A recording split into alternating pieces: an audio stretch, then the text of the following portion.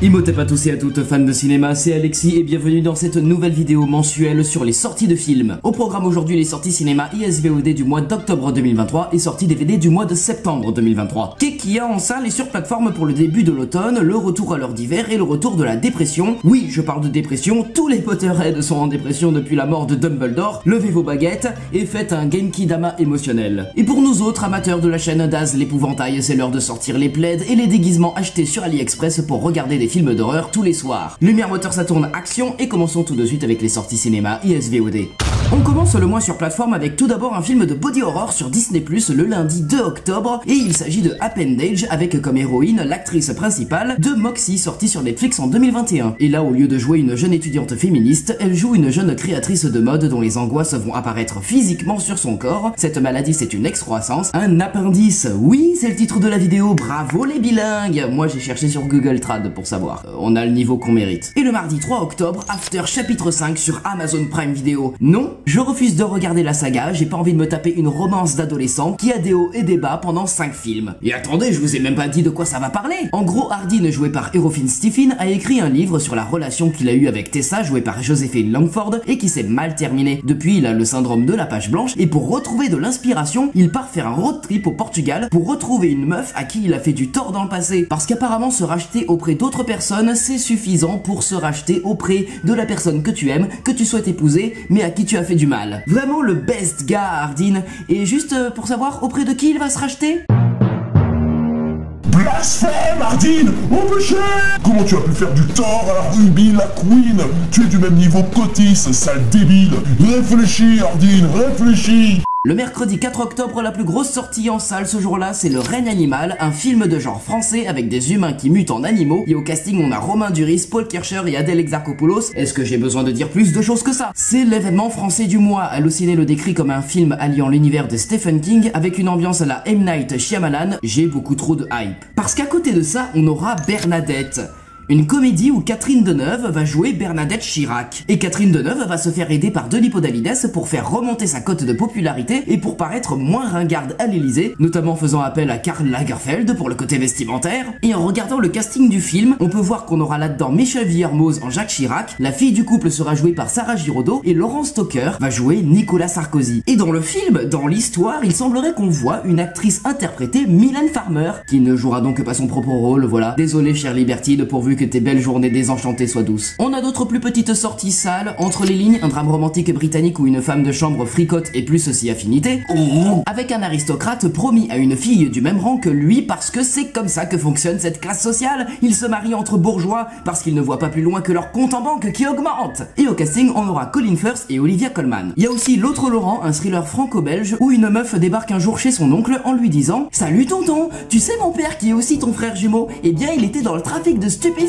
Mais maintenant il est mort parce qu'il avait énormément de dettes auprès de gros caïds du milieu et là maintenant ils en veulent à mon cul, est-ce que tu peux m'aider ?» Et enfin Lost in the Night, un thriller dramatique mexicain présenté au festival de Cannes 2023 où un gars cherche les responsables de la disparition de sa mère qui était une activiste écologiste et qui s'opposait à l'industrie minière de la ville. Et ce débile, il va tomber amoureux et va vouloir se taper la fille de la famille riche qui a kidnappé sa mère. Mais vous aurez aussi L'air de la mer en libre, The Chosen, Negative Numbers, Je vous salue salope, la misogynie au temps du numérique, Notre corps, Dehors dedans et des idées de génie. Et vous aurez aussi un docu-allemand sur Netflix, La course au sommet, sur les alpinistes Will Estec et Danny Arnold qui se lancent dans un dangereux duel en tentant d'établir des records de vitesse sur les grandes faces nord des Alpes suisses. Inoxtag n'a qu'à bien se tenir parce que là il a de la concurrence. Si vous êtes pas trop chaud pour la saison 3 de Lupin le jeudi 5 octobre, il y a un film d'espionnage indien sur Netflix. Il s'agit de Koufiya, avec une espionne appartenant à une agence de renseignement qui est chargée de traquer la taupe qui vend les secrets de défense de l'Inde. Et bien sûr, elle doit jongler entre sa vie d'agent secret et sa vie amoureuse avec quelqu'un qui n'est forcément pas au courant de son vrai boulot, mais qui va peut-être se révéler être un méchant dans le climax. Tout est possible! Mais si, c'est possible avec... Non,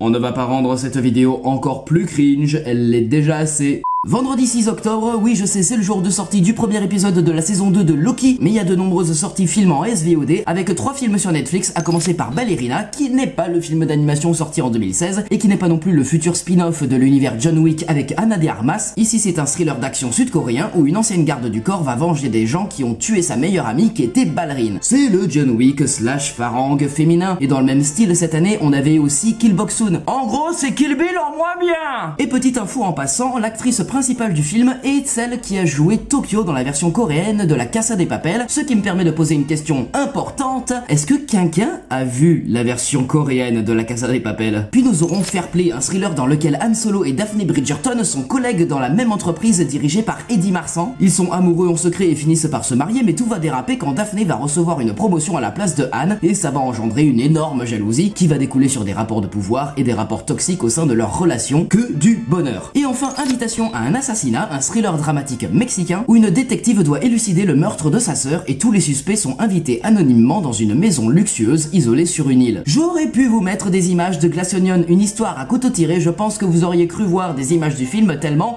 c'est exactement le même scénario bordel. On va pas s'arrêter seulement à Netflix, il y a aussi une comédie américaine sur Amazon Prime Video produite par Blumhouse, Totally Killer, avec dans le premier rôle Kiernan Shipka qui joue Sabrina dans la série Les Nouvelles Aventures de Sabrina. Et le pitch du film est barré. En gros, un soir d'Halloween, une jeune adolescente se fait agresser par un gars portant le masque d'un tueur en série des années 80, et vu que c'est un peu un glandu, il plante son couteau dans une machine de fête foraine qui se dérègle et qui transporte Sabrina dans le passé, en 1987, le jour où le fameux tueur en série a massacré un groupe d'adolescentes, et comme par hasard vraiment hasardeux, Sabrina va croiser sa mère dans le passé et va faire équipe avec elle pour coincer le tueur. C'est un croisement entre Retour vers le futur et Happy Birthday, et c'est produit par Blumhouse, qui est à l'origine de Happy Birthday. Sérieux les gars, vous avez tellement plus d'idées que vous repiquez des concepts à vous pour vos petits films qui vont direct sur Prime Video? Mais bien sûr que vous n'avez pas honte, ça fait du contenu en plus sur le catalogue d'Amazon et ça permet d'arrondir les fins de mois de Jeff Bezos. Et juste après 2 films sur Paramount+, à commencer par The Ken Mutiny Court Martial, et c'est le dernier film de William Friedkin qui est mort cette année, voilà, réalisateur de Killer Joe, de French Connection, mais surtout de L'Exorciste, et un peu triste que ce film débarque dans l'indifférence générale sur une plateforme très peu regardée. L'histoire se passe pendant la Seconde Guerre mondiale et un officier de marine, Stephen Marrick, est jugé pour mutinerie pour avoir retiré le commandement d'un navire à son supérieur qui, selon lui, avait agi de manière instable, mettant en danger le bateau et l'équipage alors qu'ils étaient menacés par un cyclone au large des côtes iraniennes. L'officier a réussi à sauver l'équipage, mais il se fait quand même accuser. Heureusement pour lui, il a Jason Clarke comme avocat, et vu sa détermination contre Oppenheimer, je pense que l'officier a toutes les chances de son côté, il va s'en sortir. Ah, et il y a aussi Lance Reddick dans le film, voilà. Il joue le majordome dans les films John Wick, et lui aussi, c'est un acteur mort cette année.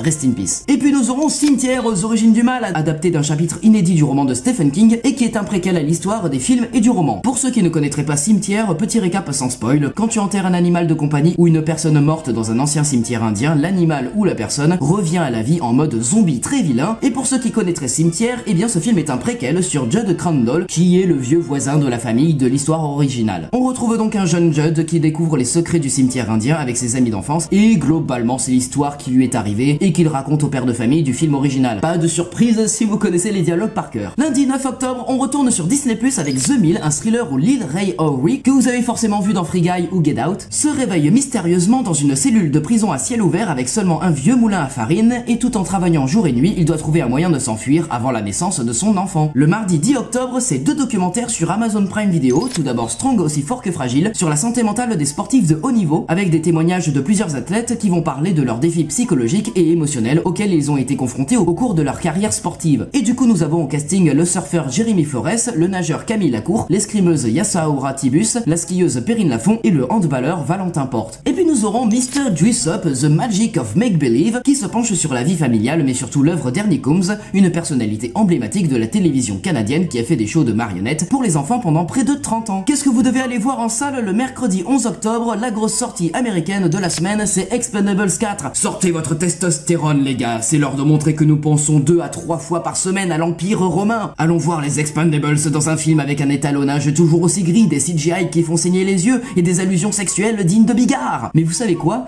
Il y a même pas de plaisir à retrouver Stallone parce qu'il est relayé en tant que personnage secondaire. Dans le film, Barney s'est retiré du groupe et maintenant c'est Christmas, joué par Jason Statham, qui monopolise l'attention. Et même Gunnar, je sens qu'ils vont le mettre juste au fond du cadre. Par contre, on utilise bien 30 secondes de bande-annonce pour montrer la relation entre Statham et son ex Megan Megan Fox, qui fera partie de la nouvelle équipe dont fait partie aussi 50 Cent. Et le scénario, bah, c'est un scénario d'Expendables quoi. Faut juste arrêter des terroristes qui ont volé des missiles nucléaires pour déclencher la 3e guerre mondiale. Mais bon, ils se sont dit, Hassoul. C'est bon Alexis, tu peux arrêter avec toutes tes références, les gens ont compris que tu adorais Internet. Oh merde, décoince-toi le cul, hein. Quand je voudrais faire de l'humour digne de Kev Adams, je te demanderai ton avis.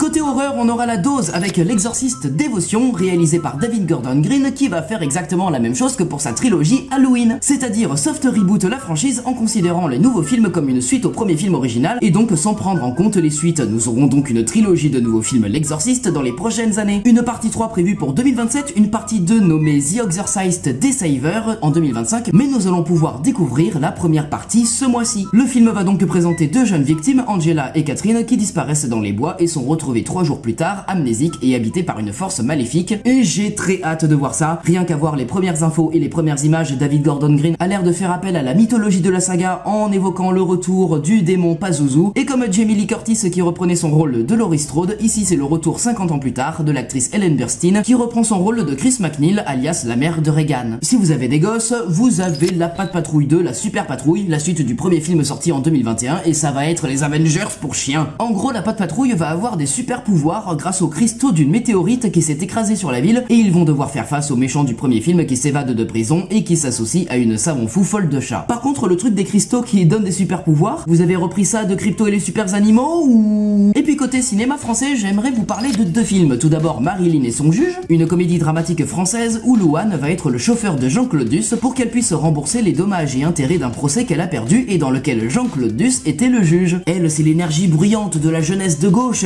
et lui, c'est un vieux riche déprimé qui va retrouver goût à la vie avec elle. Et c'est par le réalisateur de Profession du père et des Folies fermières. Et puis on aura Le Consentement, un biopic dramatique franco-belge sur l'emprise et les abus sexuels dont a été victime Vanessa Springora lorsqu'elle était mineure et qui avait fait grand bruit lors de la sortie de son livre en janvier 2020. Le film nous emmène dans le Paris de 1985. Vanessa a 14 ans lorsqu'elle rencontre Gabriel Matzneff, un écrivain d'une 50aine d'années qui sera ici joué par Jean-Paul Rouve, et elle va se faire manipuler par ce prédateur sexuel pédophile. Et au casting, on retrouvera aussi Elodie Bouchez et Laetitia Casta. On a d'autres plus petites sorties salles, La fiancée du poète, réalisée par Yolande Moreau aux côtés de Sergi Lopez, Grégory Gadebois, Esteban, Anne Benoît, François Morel et Philippe Duquesne, dans une histoire où une serveuse de cafétéria un peu tête en l'air qui vit de vol et de trafic de cigarettes retrouve son grand amour de jeunesse quand elle décide de prendre des locataires pour entretenir une grande maison familiale. Lost Country, un drame franco-serbe co-scénarisé par Alice Vinocourt à qui l'on doit revoir Paris et qui se déroule en Yougoslavie en 1996 avec un contexte politique très tendu avec des manifs étudiantes contre un régime communiste dirigé par un génocidaire. On va surtout suivre un jeune de 15 ans prenant part à la révolution pendant que sa mère qui est porte-parole du gouvernement n'a absolument pas les mêmes idées politiques. Ça sent la bonne ambiance à table. Et enfin Nina et le secret du hérisson, un film d'animation franco-luxembourgeois présenté au festival d'Annecy 2023 où Guillaume Canet raconte de jolies petites histoires à sa fille Audrey Tautou. Enfin ça c'était avant que le daron se retrouve au chômage comme 2 millions de Français et que la fille se décide à voler le patron de l'usine qui a piqué dans les caisses. Ah la gaucho, elle est pas contente du système et du patronat? Sale racaille de Shanghai.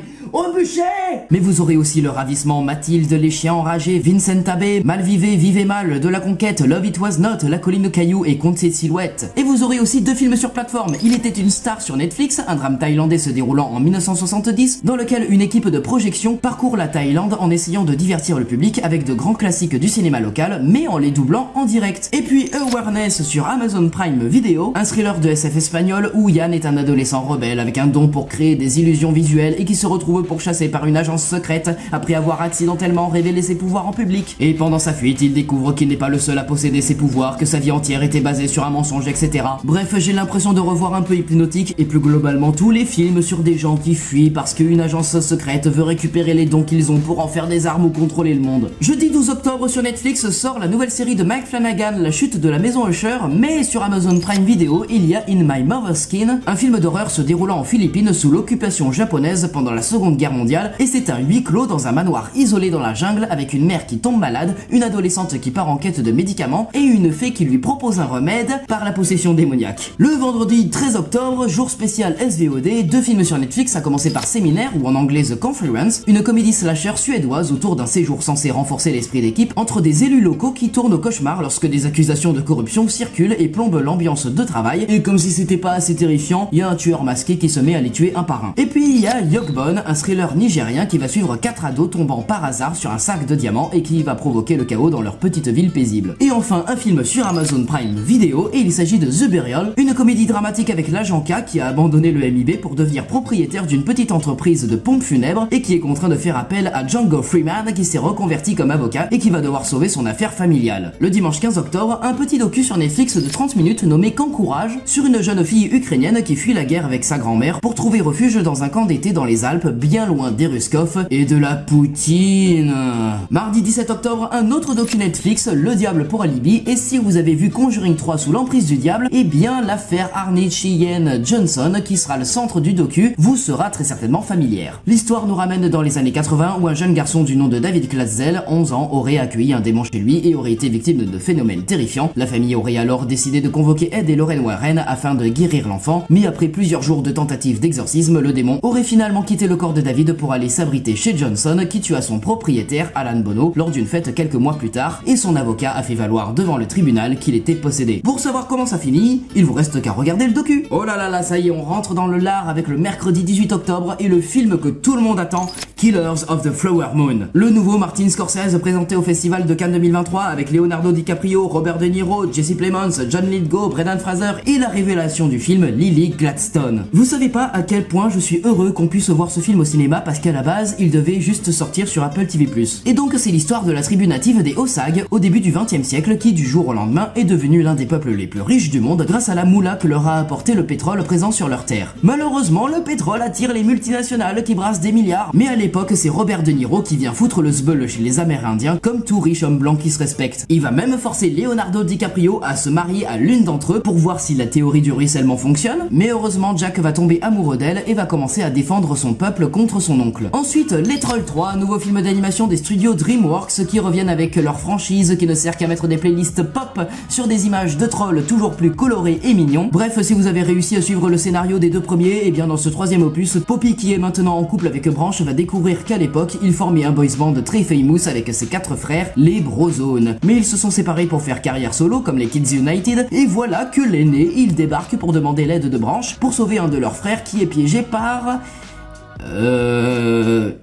des albinos avec des cheveux en chewing-gum. Puis nous aurons Une année difficile, une comédie française par Eric Toledano et Olivier Nakache, à qui l'on doit Le sens de la fête, Hors norme, et un petit film avec Omar Sy et François Cluzet, pas très important. Et dans ce nouveau film, Pio Marmaille et Jonathan Cohen sont deux hommes surendettés qui décident de s'entraider, de se croiser régulièrement lors d'événements associatifs, de partager des moments entre bière et chips gratuites, mais qui ne semblent pas tellement impliqués dans les arguments des associations. Mais peu à peu, ils intègrent un mouvement de jeunes militants écolos et font la connaissance de Noémie Merlan, dont Pio Marmaille tombe progressivement amoureux, et d'ailleurs qui ne tomberait pas amoureux de Noémie Merlan. J'ai déjà vu le film en avant-première et c'est plutôt compliqué. Il y a de bons trucs, il y a des mauvais trucs, comme par exemple le fait que les militants écolos soient montrés parfois comme hystériques et portant des noms débiles, tout ça dans une production Canal, donc dirigée par Bolloré, un industriel, milliardaire, catholique, traditionnaliste d'extrême droite et qui fait bosser des enfants africains pour exploiter illégalement leurs ressources naturelles. Mais bon, j'ai un iPhone, alors je suis aussi à blâmer, je fais partie du problème. Et puis nous aurons deux petites sorties salles, La comédie humaine, le premier film choral de Koji Fukada qui sort enfin en France après qu'on ait vu Love Life sorti plus tôt en 2023, Le soupir des vagues en 2021 et ces deux films là sortis en 2022. Et enfin Linda veut du poulet, un film d'animation franco-italien qui a remporté le premier prix au festival d'Annecy 2023 et tout part d'une mère qui punit injustement sa fille et pour se pardonner elle lui demande ce qu'elle veut et de toutes les réponses qu'elle aurait pu donner elle a demandé du poulet au poivron. Est-ce que c'est bon pour vous? Problème, c'est jour de grève générale et ça part dans une quête obsessionnelle pour trouver un poulet à cuisiner qui fera rappeler à la jeune fille le beau souvenir de cuisine qu'incarnait son père disparu. Oh mais te fais pas chier meuf, amène ta gosse au KFC, ce sera très bien, moi j'aurais été content. Et au casting du doublage VF, on retrouvera Laetitia Dodge et Esteban. Mais vous aurez aussi en bonne compagnie Une femme sur le toit, Un prince, Anselme le bruit du temps, Sacerdoce et Les tout rouges et les tout bleus. Deux films sur deux plateformes de streaming différentes le jeudi 19 septembre. Sur Netflix, vous aurez Crypto Boy, un drame hollandais où un jeune homme espère pouvoir trouver sa planche de salut dans la crypto-monnaie pour sauver sa propre pomme, mais aussi pour sauver l'entreprise de son père. Et sur Amazon Prime Video, Drone Games, un drame français dans lequel Tom est un adolescent solitaire fan de drones qui croise la route d'une bande libre et joyeusement anarchiste qui l'entraîne dans une série de braquages avec des drones.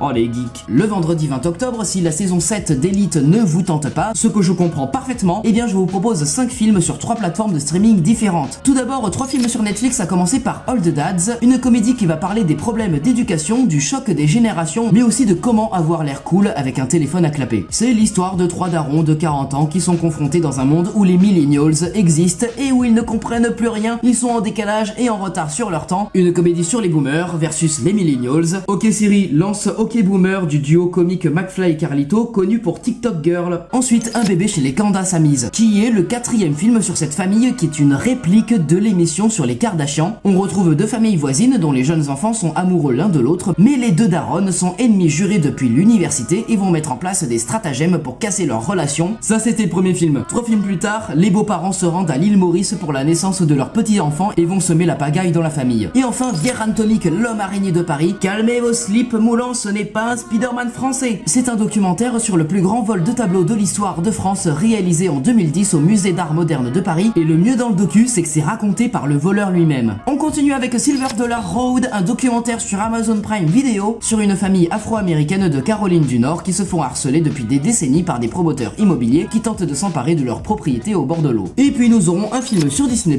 il s'agit de Werewolf by Night en couleur. Oui, le special qui est sorti l'année dernière sur Disney+, réalisé par Michael Giacchino, qui avait un parti pris esthétique, c'est-à-dire mettre le film en noir et blanc pour rendre hommage aux vieux films de monstres de la Hammer et d'Universal, et ben on casse le concept. Mais bon, pour rappel, des chasseurs de monstres se rassemblent au manoir Bloodstone après la mort de leur chef, et ils vont partir chasser Man-Thing pour récupérer la pierre de sang, une relique magique qui permet de soumettre les monstres, et la pierre va être utilisée contre un des chasseurs qui va révéler sa véritable identité de loup-garou. Dimanche, lundi et mardi, les 22, 23 et 24 octobre, 3 films sur Amazon Prime Video. Le 22, c'est L'autre Zoé, une comédie romantique américaine avec Heather Graham et Josephine Langford, où Zoé Miller est une étudiante brillante et moderne qui rejette la conception traditionnelle des relations amoureuses, mais bientôt sa vision de l'amour est remise en question quand un autre étudiant la confond avec sa petite amie, également nommée Zoé. Ouais, c'est ça, hein. Moi je suis un mec, je les connais ces excuses à 2 balles. Le 23, c'est Mafia Mama, une comédie d'action policière italo-britannique, où une américaine hérite de l'empire mafieux de son grand-père et guidée par le bras droit du parrain, elle étonne tout le monde en devenant le nouveau chef de l'entreprise familiale. Et au casting, on retrouvera Toni Collette et Monica Bellucci. Et enfin le 24, c'est Hot Potatoes Story of the Wiggles, un documentaire sur l'histoire des Wiggles, reconnaissables à leur combinaison bleue, rouge, jaune et violette. Anthony Field, Murray Cook, Greg Page et Jen Fatt sont 4 amis qui enregistrent un album de musique pour enfants au début des années 90 et qui deviennent un phénomène musical. Le dernier mercredi d'octobre, le 25, la plus grosse sortie de la semaine, c'est Saw 10. Laissez mourir cette saga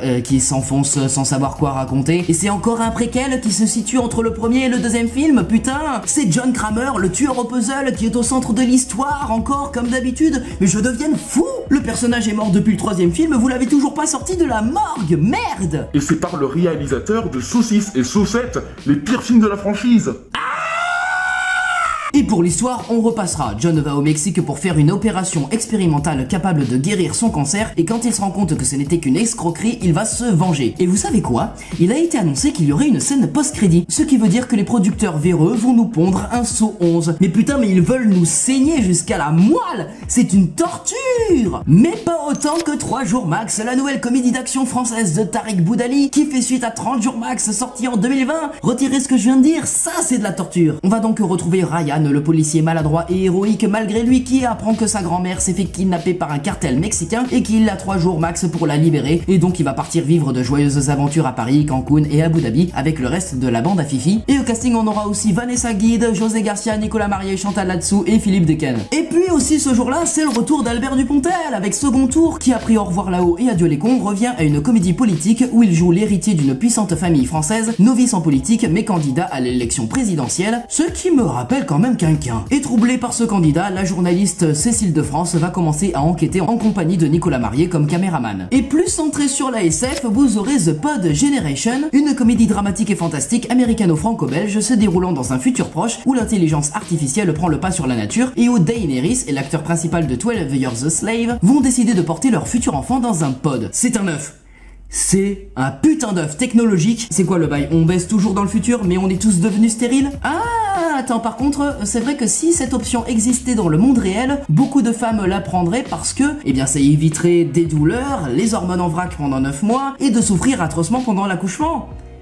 Ok, j'accepte. Et dans les plus petites sorties de la semaine, il y a Le Vourdalak, signé Joker's Film, d'après une nouvelle de Tolstoï, écrite au 19e siècle, sur un noble émissaire du roi de France qui trouve refuge dans la demeure d'un vampire. Il y a aussi Sissi et moi, un biopic dramatique allemand présenté au Festival de Berlin 2023, dans lequel Sissi l'impératrice choisit Sandra Hüller, que vous avez certainement vu dans la Palme d'Or Anatomie d'une chute, comme dame d'honneur pour l'accompagner où qu'elle aille, et alors qu'elles font copine-copine, le retour à la cour vont un peu étouffer leur complicité. Et enfin The Old Oak, le nouveau drame britannique réalisé par Ken Loach, le metteur en scène qui a remporté la Palme d'Or au Festival de Cannes de 2016 avec moi Daniel Blake, et ce film va raconter l'histoire du propriétaire d'un pub dans le nord de l'Angleterre qui se lie d'amitié avec une jeune migrante syrienne passionnée par la photographie. Quelque chose qu'on devrait apprendre à la classe politique française, accepter les réfugiés sans faire le tour des plateaux télé d'extrême droite pour parler de grands remplacements. Mais vous aurez aussi Le syndrome des amours passés, The Appointment, Déménagement, Chambre 999, Marin des montagnes, Klimt et le baiser, année en parenthèse 2020-2022 et Katak le brave beluga. Et vous aurez aussi une romance érotique brésilienne sur Netflix, Burning Betrayal, qui tourne autour de Babi qui vient de découvrir qu'elle a été trompée et décide de changer les choses avec Marco, un juge sexy et plein de secrets. Dernière date, le vendredi 27 octobre, 2 films sur Netflix, à commencer par Marchand de douleur ou en anglais Pain Hustlers, une comédie noire avec Emily Blunt et Chris Evans qui aborde la moralité de l'industrie pharmaceutique lorsqu'elle cherche à faire des bénéfices, et tout ça sous fond de conspiration criminelle. Et c'est réalisé par David Yates, connu pour avoir réalisé les derniers films Harry Potter et les 3 films des animaux fantastiques. Et puis nous aurons Les Ordres du Mal ou en anglais Sister Death, le nouveau film d'horreur espagnol de Paco Plaza à qui l'on doit Rec 1 et 2, Veronica et Abuela. Et d'ailleurs, ce film est un préquel à Veronica sorti en 2017. Il se déroule dans le même univers mais cette fois-ci dans une époque plus ancienne, plus précisément dans l'Espagne d'après-guerre, et nous y suivrons Narcissa, une jeune novice dotée de pouvoirs surnaturels alors qu'elle arrive dans un ancien couvent reconverti en école de jeunes filles pour y devenir enseignante, et des événements terrifiants vont se produire et elle va enquêter pour découvrir ce qui se passe. Et enfin, un film sur Disney+, il s'agit de Lego Marvel Avengers Code Red, un court-métrage de 20 minutes qui est le dernier d'une longue série de moyens et de courts-métrages d'animation Lego Marvel, qui a débuté en 2013 avec la série télévisée de 5 épisodes Lego Marvel Super Heroes contre le maximum, et depuis cette collaboration a engendré des courts-métrages d'animation Lego Marvel's Super Heroes Avengers Tous Ensemble en 2015, Guardians of the Galaxy's Thanos Threat en 2017, Black Panther Danger au Wakanda en 2018 et Le Tunnel Quantique en 2022. C'était beaucoup trop long, mais c'est maintenant l'heure de voir ce qu'on a eu niveau sortie DVD depuis un mois. C'est tout de suite, c'est maintenant, il y a beaucoup de choses, voyons ça, let's go. Quels sont les films qui sont sortis durant le mois d'août 2023 en DVD? La comédie d'aventure dramatique américaine Boy is Afraid d'Ari Aster avec Joaquin Phoenix, le thriller dramatique américano-canadien Alice Darling, le thriller d'action américain Kandahar avec Gérard Butler aussi dispo sur Prime Video, le biopic dramatique américano-indien Le Prix de la Vérité, l'histoire vraie de Graham Staines, le drame chilien Chili 1976, le biopic dramatique et historique japonais Okusai, le drame franco-belge Temps mort avec Karim Leclou, la comédie dramatique française Chien de la casse avec Anthony Bajon et Raphaël Quenard, la comédie dramatique américaine Showing Up avec Michelle Williams et Hong Cho, le drame franco-portugais Loup et Chien, le drame franco-italien Disco Boy, la comédie française Pour l'honneur avec Olivier Marchal, Mathieu Badénian et Tom Villa, le drame japonais N'oublie pas les fleurs, le drame français Le jeune imam de Kim Chapiron, le drame québécois Noémie dit oui, le film d'action fantastique français La Gravité, le drame fantastique français Nos cérémonies, le drame français Je verrai toujours vos visages de Jeanne Herry avec Adèle Exarchopoulos, Leila Bekti, Gilles Lelouch, Elodie Bouchez, Fred Testo, Miu Miu, Jean-Pierre Daroussin, Denis Podalides et Raphaël Quenard, la comédie française Notre tout petit mariage avec Ahmed Silla, Camille Lou et Grégoire Bonnet, la comédie franco-belge La plus belle pour aller danser de Victoria Bedos avec Philippe Catherine et Pierre Richard, la comédie française Malangocha avec Zabou Breitman, Pascal Elbé, Pascal Demolon et Camille Lelouch, le drame romantique argentin Camilla sortira ce soir, la comédie française Hawaï avec Bérénice Bejo, Elodie Bouchez, Émilie Can, Aïe Dara, Pierre Deladonchamp, Nicolas Duvauchel, William Lebguil, Manu Payet, Thomas Simeka et Anne Benoît, le drame romantique argentino-brésilien Cœur errant, le film d'action américain du MCU Les Gardiens de la Galaxie volume 3 de James Gunn avec Chris Pratt, Zoé Saldana, Dave Bautista, Karen Gillian, Pom Clementieff, Bradley Cooper, Vin Diesel, Maria Bakalova, Sylvester Stallone, Will Poulter, Sean Gunn, Nathan Fillion et Daniela Melchior, le biopic horrifique américain L'Exorciste du Vatican avec Russell Crowe, le drame américain War Pony, le drame romantique suisse 99 Moons, le drame britannique Blue Jean, le drame érotique franco-brésilien Règle 34, le drame franco-colombien Un Varon, le drame français Le Principal avec Roger Dizem et Yolande Moreau, le drame historique et romantique franco-britannique Jeanne du Barry 2 et avec May Wen, Johnny Depp, Benjamin Laverne, Pierre Richard, Melville Poupeau, India Air Leclerc et Raphaël Quenard, le film d'action hongkongais Sakra, la légende des demi-dieux avec Donnie Yen, la comédie dramatique française Umami avec Gérard Depardieu, Sandrine Bonner, Bastien Bouillon et Pierre Richard, le biopic dramatique franco-russe La femme de Tchaïkovski de Kirill Serebrennikov, le drame français Omar la fraise avec Reda Kateb et Benoît Magimel, le film d'action américano-japonais Les Chevaliers du Zodiac avec Sean Bean, le film d'action américain Fast and Furious 10 de Louis Leterrier avec Vin Diesel, Michel Rodriguez, Jason Momoa, Tyrese Gibson, Ludacris, John Cena, Nathalie Emmanuel, Jordana Brewster, Sun Kang, Brie Larson, Charlize Theron, Hélène Mirren, Daniela Melchior et Jason Statham, et enfin la comédie horrifique américaine Renfield de Chris Mackey avec Nicholas Hoult, Nicolas Cage et Aquafina. Et voilà, c'était long, j'ai 1 heure de rush sur la caméra, ça va être l'enfer le montage, mais c'est la fin de cette vidéo. Si elle vous a plu, vous savez quoi faire, vous likez, vous commentez, vous partagez, vous vous abonnez à la chaîne et à mes réseaux sociaux. Vous pouvez me soutenir aussi en devenant membre de la chaîne en souscrivant à un abonnement. Et quant à moi, je vous souhaite un bon mois d'octobre. Profitez de l'air qui se rafraîchit et profitez aussi d'Halloween. Sortez prendre l'air, allez au cinéma et n'oubliez pas votre joie de vivre. C'est une fin de tournage, coupez.